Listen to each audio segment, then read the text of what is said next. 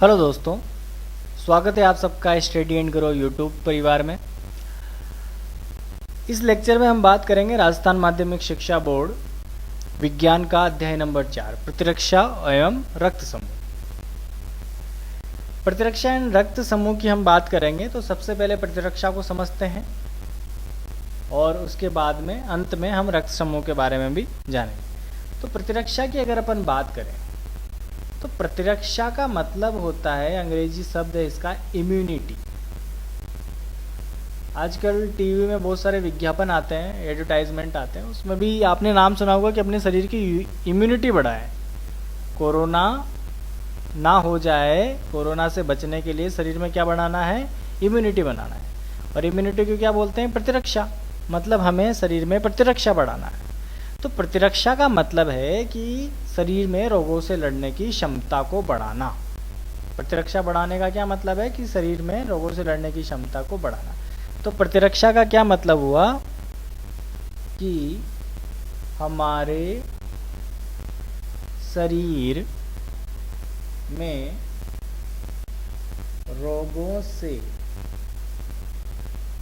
लड़ने की क्षमता, हमारे शरीर में रोगों से लड़ने की क्षमता को क्या कहा जाता है? प्रतिरक्षा।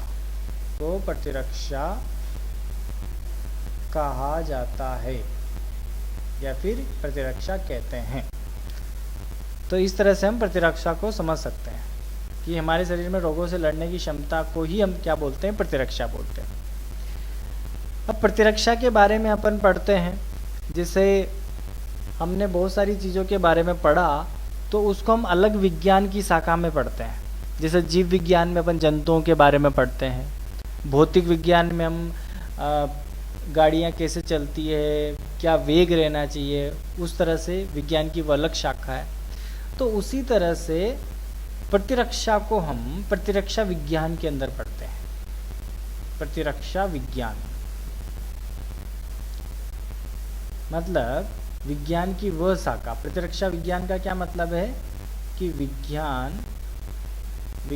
की वह शाखा जिसके अंदर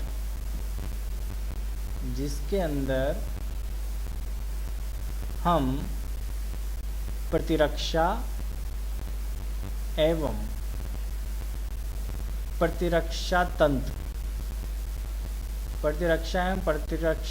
तंत्र के बारे में पढ़ते हैं। तंत्र के बारे में पढ़ते हैं। मतलब विज्ञान की वह शाखा जिसके अंदर अपन प्रतिरक्षा और प्रतिरक्षा तंत्र।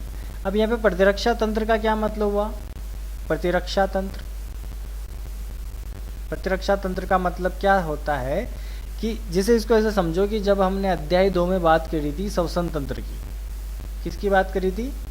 श्वसन तंत्र। श्वसन तंत्र में हमने क्या देखा था कि श्वसन तंत्र में क्या होता है कि ऑक्सीजन O2, ऑक्सीजन हमारी नासिका से जाती है, नाक से जाती है। कहाँ जाती है? फेफड़ों में जाती है। ठीक है, फेफड़ों में, फिर कुपिकाओं में जाती है। ठीक है, कुपिकाओं में जाने के बाद वो रक्त में जाके वहाँ से CO2 बनती है, और CO2 कार्बन डाइऑक्साइड जो होती है वो वापस कुपिकाओं में आती है, फिर फेफड़ों में आती है, फिर नासिका में आती है, फिर नासिका से बाहर निकल जाती है। तो ये सारे अंग क्या कर रहे हैं? हमारे शरीर में श्वसन का कार्य कर रहे हैं। ठीक है, तो इसलिए इस पूरे तंत्र को श्वसन तंत्र कहा है। उसी तरह प्रतिरक्षा तंत्र उसे बोलेंगे कि जो हमारे शरीर में प्रतिरक्षा का कार्य करते हैं। ठीक है, वो सब किसके भाग है? प्रतिरक्षा तंत्र के। अब जिसे प्रतिरक्षा का कार्य तो बहुत सारी विधियों से होता है। जैसे मान लो हमारे शरीर में त्वचा है, त्वचा की हम बात करें तो त्वचा पे आपने देखा होगा कि पसीना आता है। ठीक है, तो त्वचा से पसीना निकलता है। त्वचा से क्या निकलता है? पसीना। तो पसीना से हमारे शरीर की क्या है? गंदगी बाहर निकल जाती है। अब गंदगी बाहर निकल गई तो हमारे शरीर में रोगों से लड़ने की क्षमता का विकास होता है। तो वो भी क्या है? त्वचा भी एक प्रतिरक्षा तंत्र का एक भाग हो गया। उसी तरह बहुत सारी चीज़ें हैं, जैसे हमारे शरीर में बहुत सारी कोशिकाएं होती है। ठीक है, अब कोशिकाएं क्या होती है, शरीर में ऊर्जा प्रदान करती है, बहुत सारी चीज़ों का निर्माण करती है, हार्मोन बनाती है, उससे भी शरीर में क्या बढ़ती है, प्रतिरक्षा बढ़ती है, ठीक है, इम्यूनिटी बढ़ती है।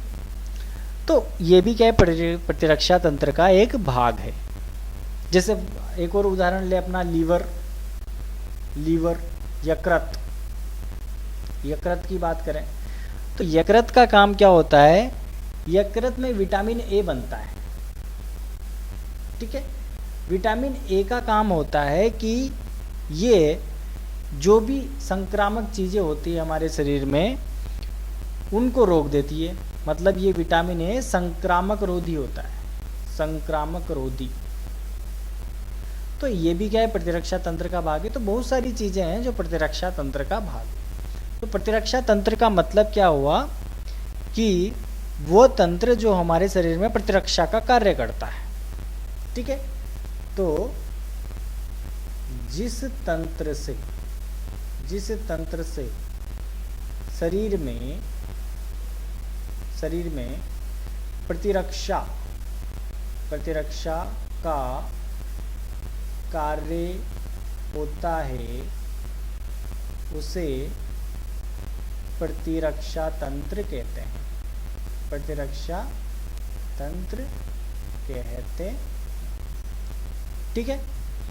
प्रतिरक्षा तंत्र की क्या परिभाषा होगी कि जिस तंत्र से शरीर में प्रतिरक्षा का कार्य संपादित होता है उसे प्रतिरक्षा तंत्र कहते हैं। तो हमने क्या सीखा, प्रतिरक्षा का मतलब सीखा कि प्रतिरक्षा का मतलब है कि हमारे शरीर में रोगों से लड़ने की क्षमता। प्रतिरक्षा विज्ञान की वो शाखा जिसमें हम प्रतिरक्षा और प्रतिरक्षा तंत्र के बारे में पढ़ते हैं, ठीक है। प्रतिरक्षा तंत्र को समझा, उसके बाद प्रतिरक्षा तंत्र की हमने परिभाषा लिखी, ठीक है सर। अब आगे बढ़ते हैं। अब प्रतिरक्षा जो हमारे शरीर में आई वो कैसे आती है। मान लो प्रतिरक्षा हमारे शरीर में आती है तो दो तरह की विधियां हैं। पहली विधि है, प्रतिरक्षा की विधियों की बात करते हैं, प्रतिरक्षा की विधियां, ठीक है। तो दो तरह की विधि है।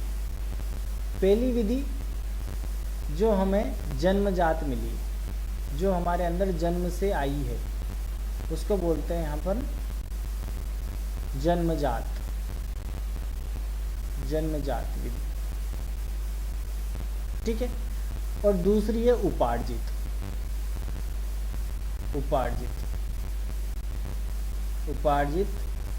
प्रतिरक्षा विधि, ठीक है। दो तरह की विधियां हैं।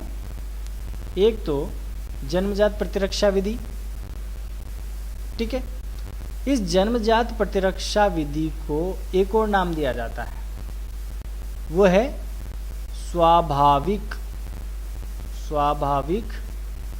प्रतिरक्षा विधि।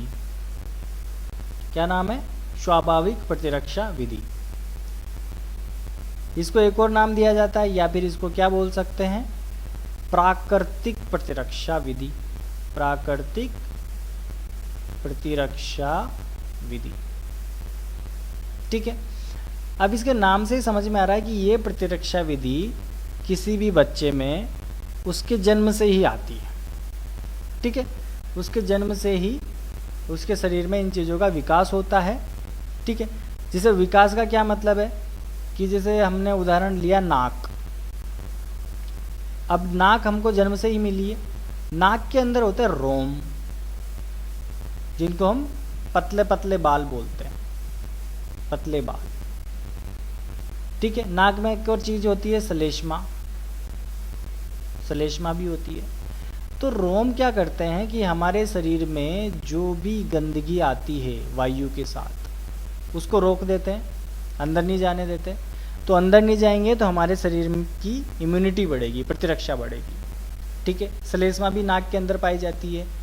इसमें क्या है, चिपचिपा तरल पदार्थ होता है श्लेष्मा पे, चिपचिपा तरल क्या करता है, जो भी बाहर से कीटाणु वगैरह आते हैं श्वास के साथ, या फिर जो भी गंदगी आती है या फिर संक्रामक आते हैं उनको वहीं पे रोक लेता है। तो ये नाक क्या है, हमें जन्म से मिली है, ठीक है। तो ये सब चीज़ें क्या है, की स्वाभाविक प्रतिरक्षा विधि। इनको प्राकृतिक प्रतिरक्षा विधि क्यों कहा? क्योंकि प्रकृति से ये हमको मिली है, क्योंकि सबके पास होती है, नाक सबके पास होती है, त्वचा सबके पास होती है जो पसीना निकालती है, ठीक है। तो ये बहुत सारी चीज़ें हमें जन्म से प्राप्त होती है, इसलिए इसको हम किस में रखते हैं? स्वाभाविक प्रतिरक्षा विधि में। अब दूसरी हमने बात करी कि उपार्जित प्रतिरक्षा विधि। उपार्जित प्रतिरक्षा विधि क्या होती है? उपार्जित प्रतिरक्षा विधि वो होती है जो हम जन्म के बाद, जन्म होने के बाद जो ग्रहण करते हैं, ठीक है। जैसे इसका सबसे अच्छा उदाहरण है कि जन्म के बाद बच्चों को क्या लगाए जाते हैं? टीके लगाए जाते हैं। टीके लगाए जाते हैं, ऐसा बोलते हैं 3 महीने में ये टीका लगाओ। तो वो टीके किसे लगाए जाते हैं? प्रतिरक्षा के लिए, कि शरीर में प्रतिरक्षा बढ़े, ठीक है। अलग अलग रोगों के अलग अलग प्रतिरक्षा के टीके लगाए जाते हैं। अब टीकों का कारण क्या होता है? किस कारण से लगाए जाते हैं? कि कोई विशेष प्रकार के जो रोगाणु होते हैं, विशेष प्रकार के रोगाणुओं से सुरक्षा हो सके, इसलिए टीके लगाए जाते हैं, ठीक है। तो ये टीके क्या है? हमने बाहर से लगवाए हैं, इसलिए इसको हम बोलेंगे उपार्जित प्रतिरक्षा विधि, ठीक है। उपार्जित प्रतिरक्षा, इसका एक और नाम है उपार्जित प्रतिरक्षा, क्योंकि यहाँ पे देखो विशेष प्रकार के टीके, तो इसलिए इसको विशिष्ट प्रतिरक्षा विधि भी बोलते हैं। विशिष्ट प्रतिरक्षा, क्योंकि ये विशिष्ट प्रकार के रोगाणुओं के लिए लगाया जाता है, ठीक है। तो यहाँ पे एक चीज समझ में आती है कि जन्मजात प्रतिरक्षा विधि क्या होती है और उपार्जित प्रतिरक्षा विधि क्या होती है। आगे बढ़ते हैं। अब यहाँ पे जो हमारी स्वाभाविक प्रतिरक्षा विधि है, ये भी बहुत तरीके से हो सकती है, ठीक है। अब इसके लिए बहुत सारे कारक होते हैं। जैसे पहला कारक हम बोलते हैं इसमें भौतिक अवरोधक।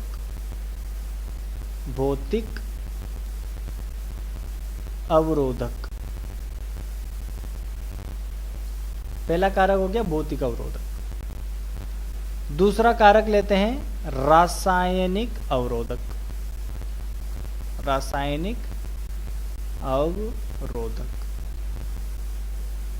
अवरोधक का क्या मतलब होता है? जो किसी चीज को रोकता है, हमारे शरीर में किसी भी संक्रमण को रोकता है, यहाँ पे उसके लिए अवरोधक शब्द प्रयोग किया गया है। अगला है कोशिका अवरोधक। और चौथा कारक लेंगे सूजन व बुखार, ठीक है।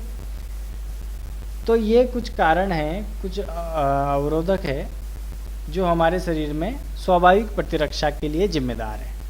भौतिक अवरोधक का क्या मतलब होता है? ऐसे अवरोधक जिसको हम देख सकते हैं, ठीक है, जो हमें डायरेक्टली दिख जाते हैं। जैसे हमारी नाक हो गई, ठीक है, नाक के बाद कान की बात कर सकते हैं, नाक कान हो गया, ठीक है, त्वचा हो गई।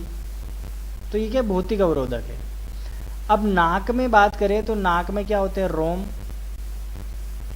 ठीक है, श्लेष्मा होती है। कान में भी एक चिपचिपा सा पदार्थ होता है, ठीक है, त्वचा से हमारे शरीर का पसीना निकलता है। तो ये सब क्या है? भौतिक अवरोधक है।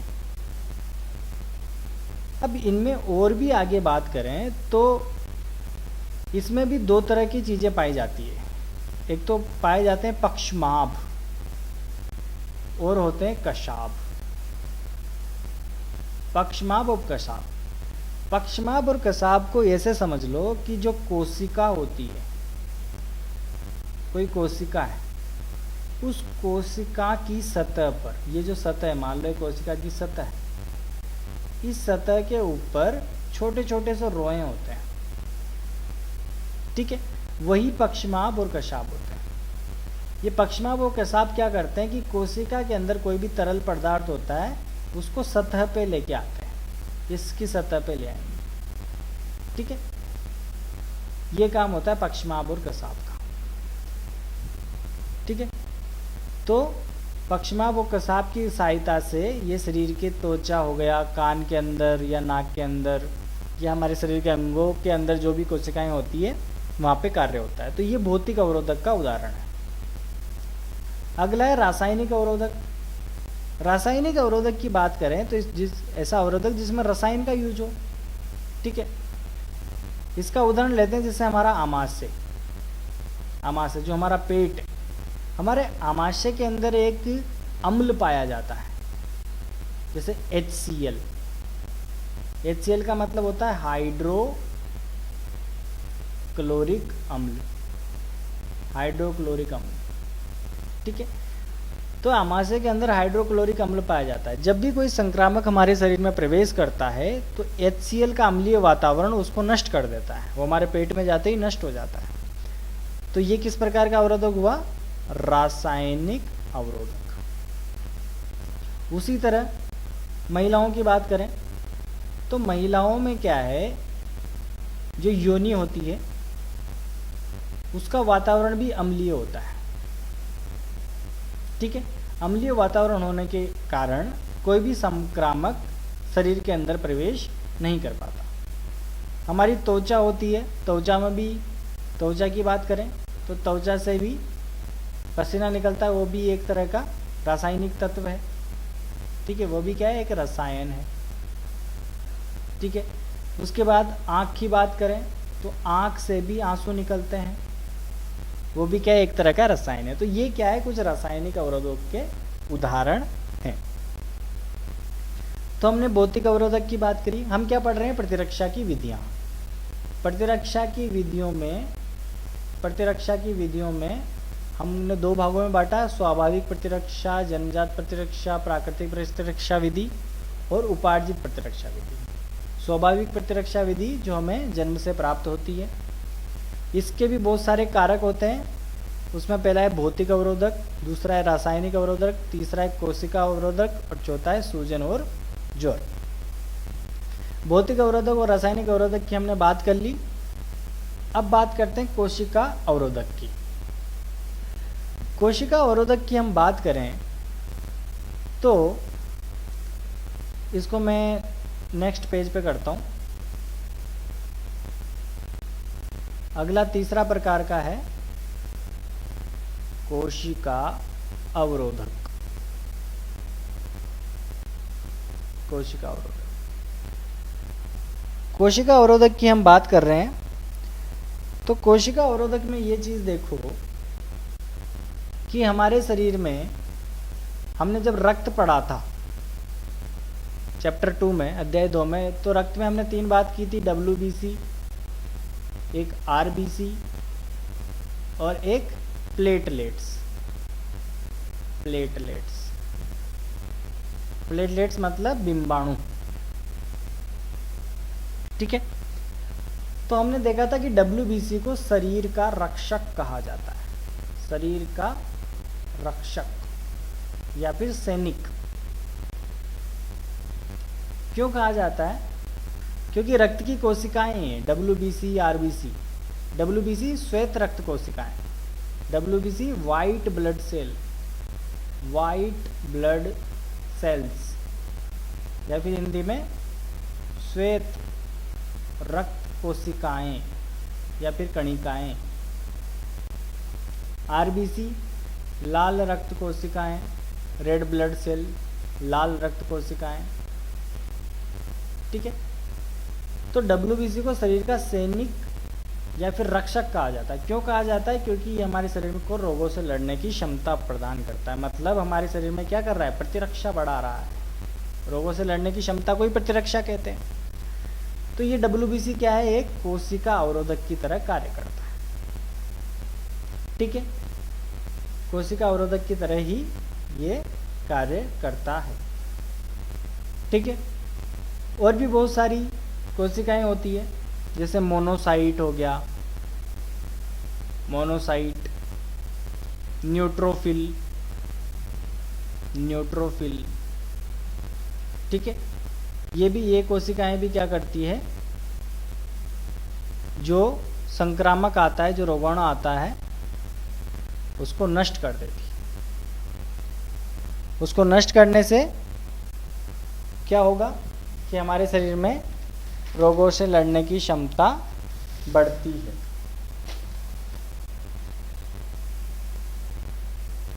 ठीक है। जैसे मोनोसाइट क्या होता है, जैसे हम मोनोसाइट की बात करें, मोनोसाइट को अगर अपन डिटेल में देखें तो मोनोसाइट क्या है, WBC का ही एक भाग है। जो श्वेत रक्त कणिकाएं हैं, श्वेत रक्त वाली मोनोसाइट, ये इसी का ही एक भाग है। अब मोनोसाइट क्या होती है कि ये, इनको भक्षकाणु भी बोलते हैं। क्या? भक्षकाणु, मतलब किसी चीज का भक्षण करने वाली। तो ये भक्षकाणु कोशिकाओं की तरह काम करती है। तो इस तरह से इन कोशिकाओं को हम समझ सकते हैं कि ऐसी कोशिकाएं, हमें क्या ध्यान रखना है, हमें ये ध्यान रखना है कि ऐसी कोशिकाएं जो हमारे शरीर में रोग प्रतिरोधक क्षमता बढ़ाती है, संक्रामक को रोकती है, वो कोशिका अवरोधक के अंदर आती है। और वो किसका भाग है? प्राकृतिक प्रतिरक्षा विधि का। अगला प्रकार का है, अगला प्रकार का है ज्वर, या जिसको हम बुखार बोलते हैं, और तथा सूजन। तो जब भी हमको ज्वर या बुखार होता है, ज्वर बुखार में याद होगा कि शरीर का तापमान बढ़ जाता है, तापमान बढ़ जाता है।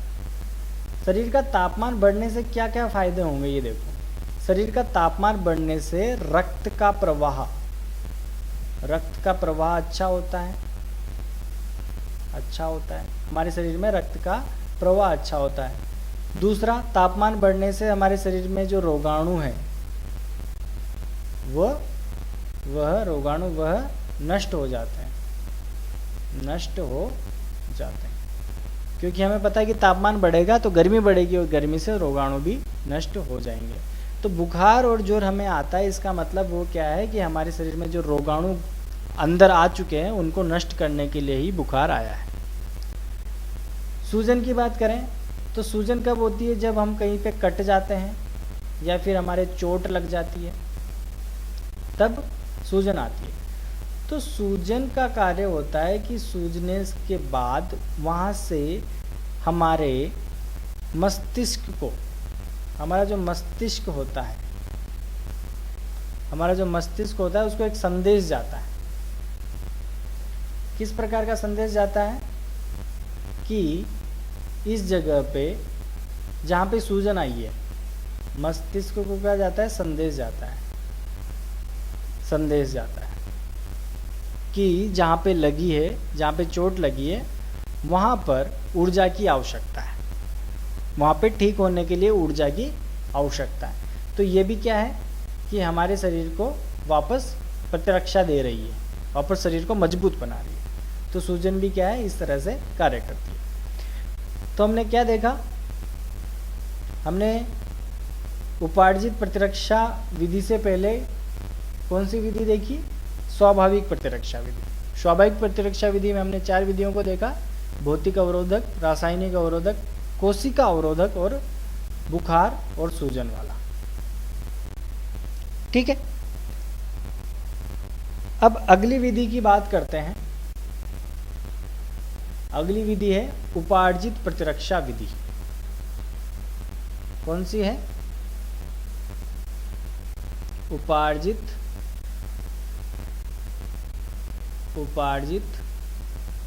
प्रतिरक्षा विधि। उपार्जित प्रतिरक्षा विधि हमें पता है कि कौन सी होती है? जो जन्म के बाद अर्जित की जाती है, जो जन्म के बाद अर्जित की जाती है। ठीक है। और इसका दूसरा नाम क्या है? विशिष्ट विशिष्ट उपार्जित, क्या बोलते हैं, विशिष्ट। उपार्जित को क्या बोलते हैं, विशिष्ट, विशिष्ट प्रतिरक्षा विधि भी इसको बोलते हैं। ठीक है।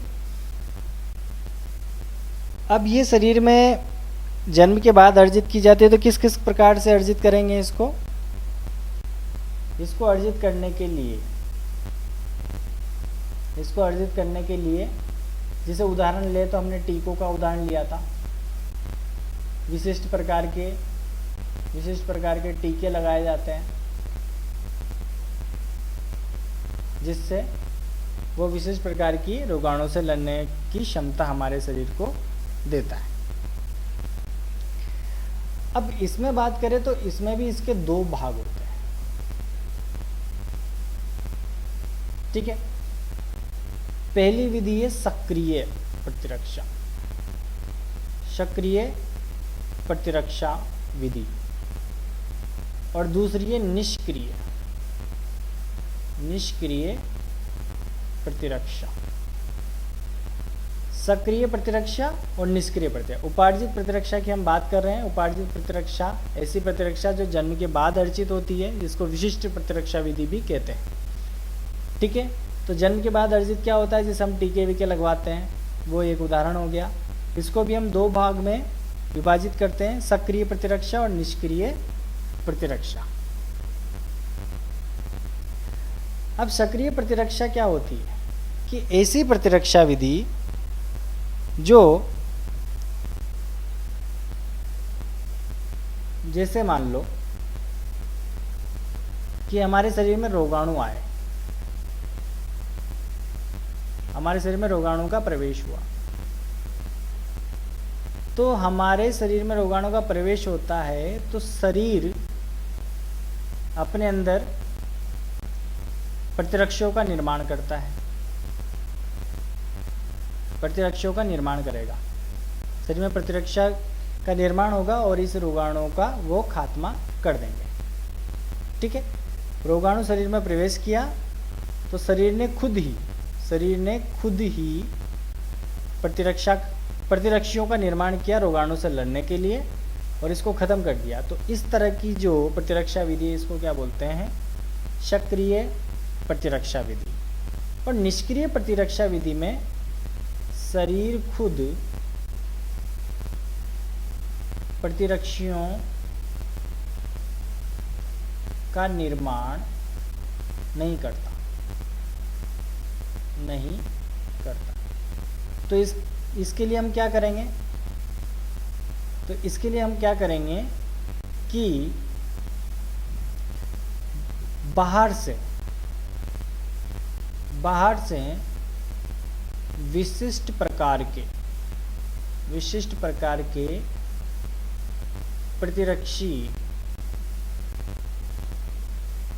प्रतिरक्षी शरीर में प्रवेश कराए जाते हैं। ठीक है। तो ये हमारे शरीर में रोगाणु भी आया बाहर से। ठीक है। और बाहर से ही इस रोगाणु को खत्म करने के लिए हम प्रतिरक्षी शरीर के अंदर प्रविष्ट कराते हैं, तो ये रोगाणु को खत्म कर देता है। तो कहने का मतलब ये कि सक्रिय प्रतिरक्षा में हमारा शरीर खुद कार्य करता है, शरीर खुद प्रतिरक्षियों का निर्माण करता है। यहाँ पे शरीर खुद प्रतिरक्षियों का निर्माण करता है। ठीक है। जबकि यहाँ पे शरीर खुद प्रतिरक्षियों का निर्माण नहीं करता, इसमें बाहर से विशिष्ट प्रकार के प्रतिरक्षी शरीर में प्रवेश कराए जाते हैं। इसका उदाहरण देखो, जैसे किसी को टिटनेस का इंजेक्शन लगता है, देखा होगा कि भाई टिटनेस की बीमारी ना हो जाए तो बाहर से हम टिटनेस का इंजेक्शन लगवाते हैं। ठीक है। तो ये टिटनेस इसका उदाहरण हो गया। तो यह है उपार्जित प्रतिरक्षा विधि जो हमारे जन्म के बाद शरीर में अर्जित की जाती है, शरीर में बनाई जाती है। अच्छा, यहाँ पे एक और चीज़ मैं आपको बताता हूँ, एक उदाहरण से हम समझेंगे।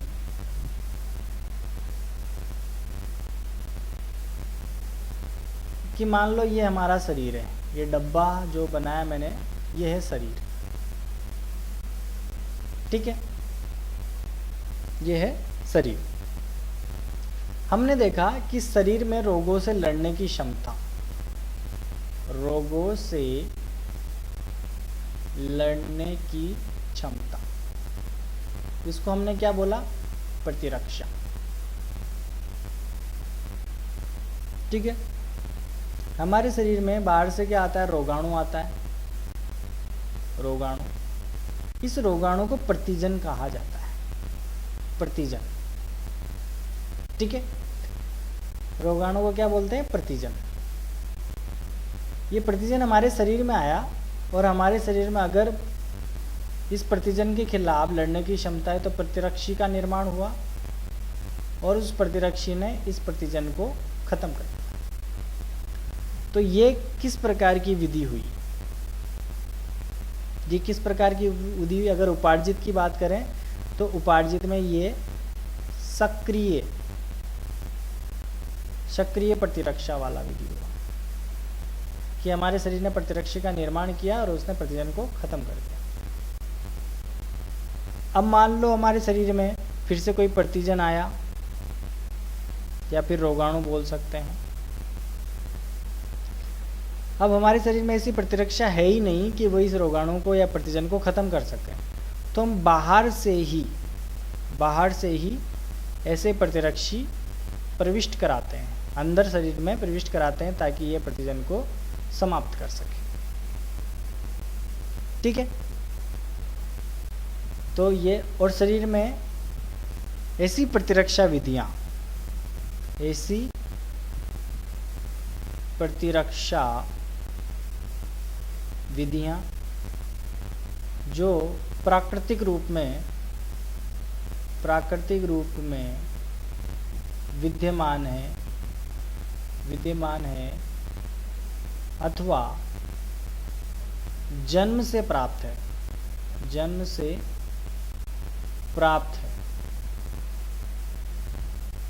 उसे स्वाभाविक प्रतिरक्षा विधि कहते हैं। क्या कहते हैं? स्वाभाविक प्रतिरक्षा विधि। और भी नाम है, जन्मजात प्रतिरक्षा विधि भी नाम है इसका, प्राकृतिक प्रतिरक्षा विधि भी नाम है। इसके अंदर हमने कौन कौन से कारक देखे थे? भौतिक अवरोधक, दूसरा है रासायनिक, ठीक है, तीसरा है